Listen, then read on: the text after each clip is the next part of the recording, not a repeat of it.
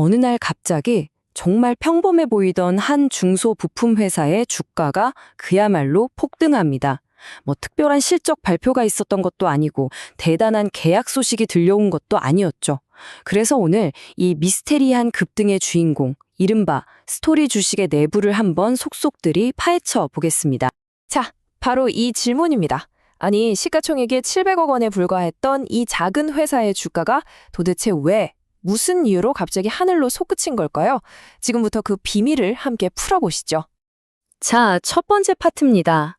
바로 의문의 상한가. 이 미스터리한 급등의 중심에 있는 회사, 바로 에이테크 솔루션입니다. 이 에이테크 솔루션이란 회사가 뭐 하는 곳이냐면요. 그냥 딱 보면 자동차나 가전제품에 들어가는 부품을 만드는 아주 전형적인 중견기업이에요. 자동차 범퍼나 램프 같은 거요. 그리고 정밀 구명 이런 걸 만드는데 솔직히 이거만 들으면 최첨단 기술하고는 좀 거리가 있어 보이죠? 그쵸? 근데 이상하잖아요. 그럼 도대체 왜 올랐을까요? 그 해답은요, 이 회사의 사업 내용 자체에 있었던 게 아닙니다. 바로 시장을 뜨겁게 달군 어떤 강력한 이야기, 즉 테마에 있었어요. 여러 테마가 정말 기가 막히게 이 회사랑 딱 맞아떨어진 거죠. 투자자들의 시선을 한 번에 사로잡았던 세 가지 완벽한 조건이 있었는데요. 첫째는 로봇과 스마트 팩토리라는 바람, 둘째는 자율주행과의 연결고리, 그리고 마지막으로 이 주식만이 가진 아주 특별한 시장 상황이었습니다. 자, 첫 번째 불씨는 바로 로봇이었어요. CS2026에 대한 기대감부터 시작해서 현대차가 휴머노이드 로봇을 만든다, 포스코가 산업용 로봇에 투자한다, 이런 굵직한 소식들이 막 터져 나왔잖아요. 그러니까 자연스럽게 제조업 자동화, 그리고 거기에 들어가는 정밀 부품에 대한 기대감이 그야말로 폭발한 겁니다. 그리고 두 번째는 자율주행이라는 테마였어요. 자율주행 기술이 발전하면 할수록 더 정교한 부품들이 필요해지거든요. 뭐 카메라라던가 헤드업 디스플레이, 첨단 램프 같은 것들이요. 그런데 바로 여기서 에이테크 솔루션이 딱 떠오른 거죠. 왜냐하면 이런 부품에 꼭 필요한 정밀금형이나 렌즈를 만들 수 있는 기술을 가지고 있었거든요. 그리고 이게 정말 결정적이었는데요. 바로 세 번째 요소입니다.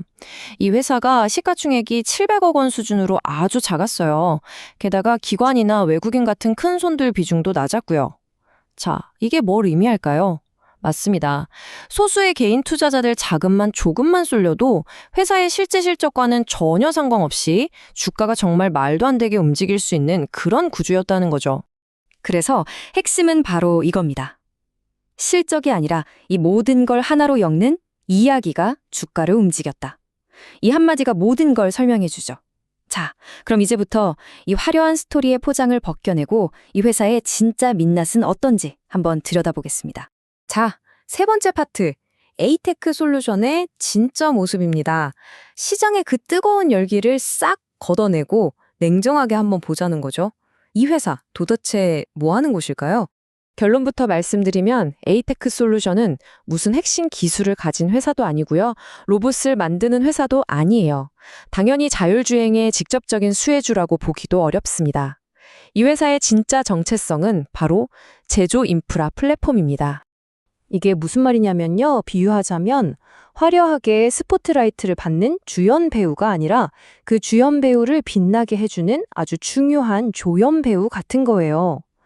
로봇이나 자율주행 같은 거대한 기술 트렌드가 실제로 구현될 수 있도록 뒤에서 정밀 금형이나 부품 같은 필수 인프라를 탄탄하게 받쳐주는 역할이죠.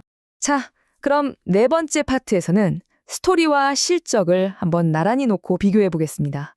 시장을 들썩이게 한 그 이야기와 이 회사의 현실, 그 차이를 한번 보시죠.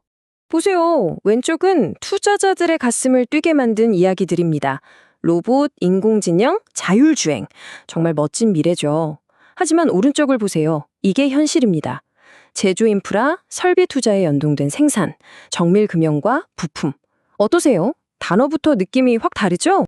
그럼 실제 숫자는 어떨까요? 이 회사의 1년 순이익이 약 170억 원 정도입니다. 물론 꾸준히 흑자를 내는 아주 건실하고 좋은 회사예요. 하지만 우리가 흔히 생각하는 그런 폭발적인 성장성을 가진 기술 기업은 아니라는 게 여기서 분명해지죠.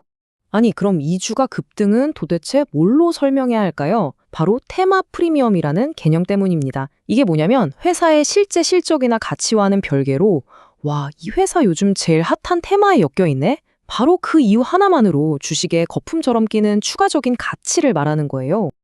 자, 그럼 이쯤 되면 이런 생각이 드실 겁니다. 그래서 어쩌라는 거지? 이 모든 분석이 우리 투자자들에게는 어떤 의미가 있을까요?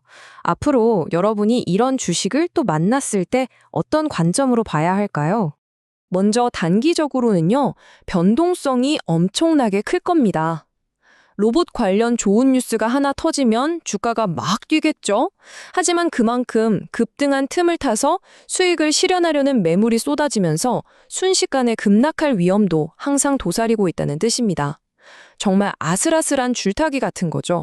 그럼 중기적으로는 어떨까요? 이제는 증명의 시간입니다. 그럴듯한 이야기가 아니라 진짜 실적으로 보여줘야 하는 거죠.